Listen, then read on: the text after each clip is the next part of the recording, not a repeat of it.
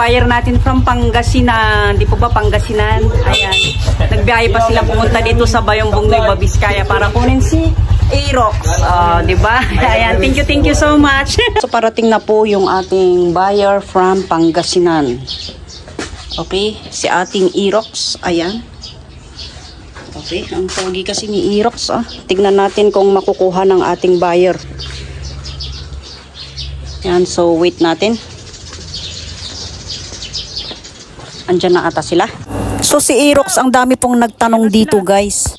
Ito kasi guys, nagpush po tayo sa marketplace sa mas mababang price. Siyempre, so natadtad po tayo ng mga messages. Ang dami ng tumawad, ang daming etche-etche. Pero dito po ako naging interested dito sa isang buyer. Alam nyo kung bakit guys? Kasi nga po nakipag-deal na po siya agad-agad. Ayan. Makikita mo kasi kapag interested yung buyer guys, kapag tumawag siya, makipag-video call.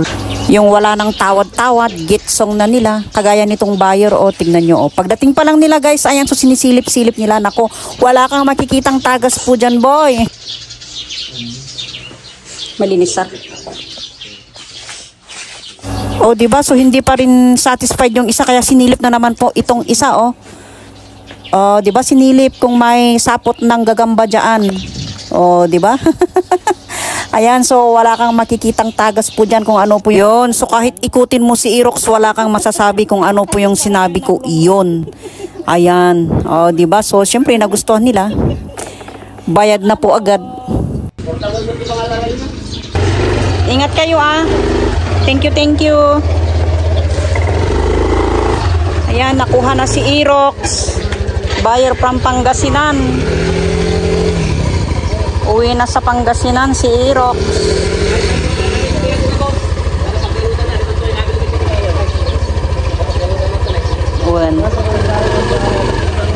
Okay, ingat. Pag-ilmitin mo, mag-ilmit ka.